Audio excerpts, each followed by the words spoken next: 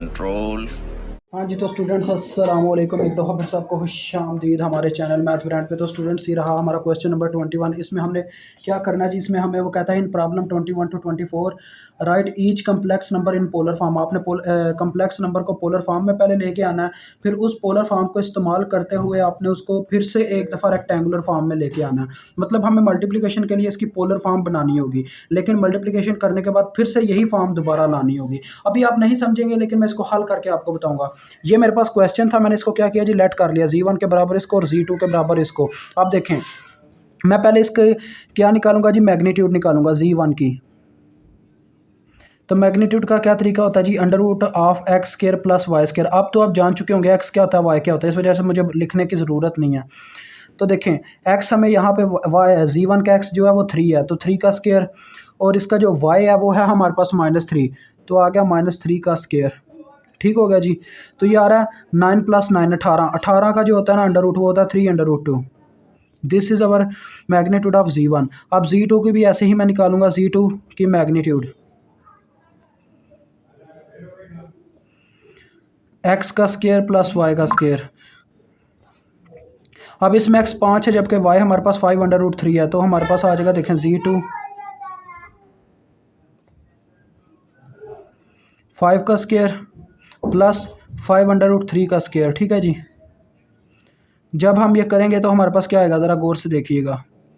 5 का स्क्वायर हमारे पास आ जाएगा 25, 25 में जब 25 रुपये 3 75 जमा होगा, 75 जमा 25 कितना होता है, ये अंडर रूट 100 आएगा, जिसका 10 आ जाएगा। आप कैलकुलेट करके देख लीजिएगा, 10 नहीं आएगा। तो बस ये कैलकुलेशन आपके भाई मैथ ब्रांड की जो इस चीज़ को समझ गया समझ गया। ये मेरे पास R1 है, ये मेरे पास R2 है। ठीक हो गया जी। अब मुझे इनके एंगल चाहिए θ1 और θ2। तो θ1 पहले निकालते हैं। θ1 का क्या फार्मूला होगा, टेंजेंट इनवर्स y/x, आप ये सब जानते हैं। तो y/x हमारे पास y क्या था, -3, जबकि x था 3, तो y/x आ गया। ठीक है, -3y, और जबकि 3 जो है x है। तो देखें यार, θ1 = टेंजेंट इनवर्स ऑफ -1, तो ये मेरे पास -π/4 होता है। आप सब कैलकुलेटर पे चेक कर लीजिएगा, -π/4। तो θ1 आ गया, मैं θ2 निकालता हूँ। θ2 पे भी यही फार्मूला अप्लाई होगा, टेंजेंट इनवर्स y/x। y हमारे पास था 5√3, जबकि x है हमारे पास 5, तो 5 5 से गया, तो इन्वर्स किसका आ गया जी, देखें, टेंजेंट इनवर्स ऑफ √3। तो जब मैं इसे कैलकुलेट करूंगा तो ये आ जाता है 60 डिग्री पे, 5π/6। तो देखें, θ2 भी मालूम हो गया, θ1 भी मालूम हो गया, बस इतनी सी कहानी थी। अब हमने इसको पोलर फॉर्म में लिखना है। तो देखें, ये दोनों आपस में मल्टीप्लाई हो रहे हैं, तो Z1 Z2, जब दो चीज़ें मल्टीप्लाई हो रही होती है तो उनका क्या फार्मूला होता है, R1 R2, उनकी मैग्नीट्यूड्स बाहर मल्टीप्लाई होती हैं, अंदर आ जाते हैं जी उनके एंगल, यानी कि cos θ1 + θ2, उसके बाद प्लस आयोटा sin θ1 + θ2। ये हमारे पास फार्मूला हुआ करता था, तो इसी को फॉलो किया जाएगा। देखें, हमारे पास R1 क्या है, R2 क्या है। R1 हमारे पास यहाँ पे आई है 3√2, और R2 हमारे पास आई है 10। और उसके बाद एंगल्स की बात करूं तो आपके सामने ही है, ये आया -π/4, वो आया π/6, -π/4 और π/6, प्लस आयोटा साइन, इसी तरह से ये भी -π/4 और π/6। इसको आपने कैलकुलेटर पे कैलकुलेट कर लेना कितना एंगल बनता है। ये आ गया हमारा कैलकुलेटर, तो लिहाजा हमारा कैलकुलेटर ही बताएगा। देखें, ये देखें बटा, पहले -π/4 है, तो -π/4, फिर आगे देखें प्लस π/6 है, तो पहले पाई आ जाएगा /6। तो ये देखें मुझे कितना दे रहा है, π/12, -π/12। तो ये बाहर तो आ जाएगा 30√2, और अंदर आ गया मेरे पास cos -π/12, और यहाँ पे भी इसी तरह से माइनस आयोटा साइन π/12 माइनस में एंगल। अब इसको हम टोटली कैलकुलेट करेंगे, क्योंकि ये तो पोलर फॉर्म आ गया। अब हम इसको रेक्टेंगुलर में लेके जाना वापस।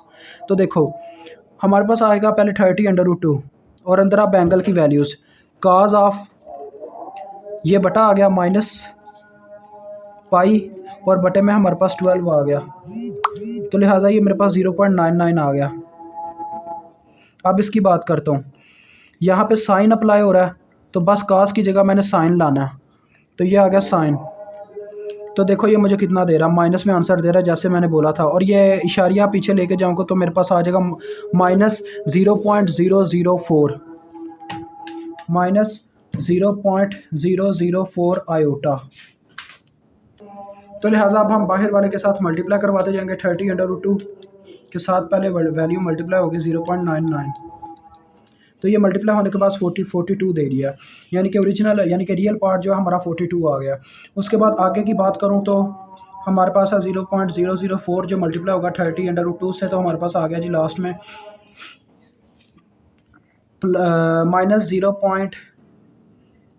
-0.17 iota.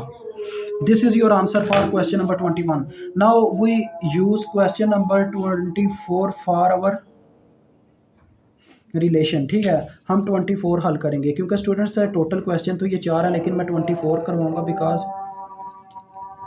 तो चले स्टूडेंट, ये ज़्यादा मुश्किल नहीं हमारे लिए होगा, तो मैं सारे ही करके दिखाऊंगा आपको। देखें अब ये 22 होने लगा है। इस वीडियो में हम 2 करेंगे, बाकी नेक्स्ट वीडियो में हम 2 मज़ीद करेंगे।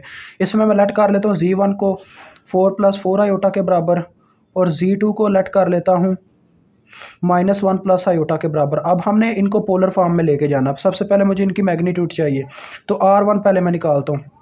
√ऑफ आप जान चुके हैं x² + y² होता है, इसमें x 4 है y भी 4 है, तो 4 का स्क्वायर + 4 का स्क्वायर। ठीक हो गया जी। तो R1 मेरे पास आ रहा है, देखें 16 × 16 32, तो R1 आ जाएगा 4√2। जब मैं Z2 की मैग्नीट्यूड निकालूंगा R2 के नाम से, तो मेरे पास वही फार्मूला लगेगा। इसमें हमारे पास x -1 है जबकि y 1 है, तो -1 का स्क्वायर यानी कि x का स्क्वायर + y का स्क्वायर मतलब 1 का स्क्वायर। तो देखिए 1 + 1 ये 2 हो जाएगा, R2 = √2। तो R2 की वैल्यू आ गया जी √2। ठीक है, अब हम लेके चलेंगे इसको थीटा की तरफ। थीटा अब हमने निकालने हैं, तो थीटा का फार्मूला आप सब जानते हैं क्या होता है। θ1 पहले हम निकालते हैं, तो टेंजेंट इनवर्स y/x होता है। y हमारे पास क्या है इसमें 4, और x भी 4 है, तो 4/4 आ जाएगा, यानी कि y/x 4/4। अब ये आ रहा है टेंजेंट इनवर्स 1। आप कैलकुलेटर पे चेक कर लीजिएगा, हमें 1 मिलता है π/4 पे, यानी 45 डिग्री पे टेंजेंट हमें 1 देता है। तो ये तो आ गया। अब इस साइड पे आते हैं, तो अब हम θ2 निकालेंगे, टेंजेंट इनवर्स y/x।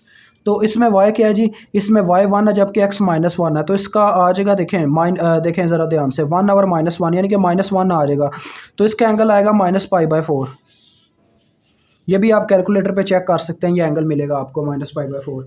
अब हमने करना क्या है, ये दोनों मल्टीप्लाई हो रहे हैं। मल्टीप्लिकेशन में आपको पता क्या फार्मूला होता है, Z1 Z2, ये आपको अभी मैंने दिखाया भी है ऊपर लिख के, ये ऊपर लिखा हुआ है, तो यही फार्मूला अप्लाई होगा, बस इसमें वैल्यूज़ दूसरी यहाँ पे पुट की जाएंगी। ठीक है, समझ आ रही है इस बात की मेरी।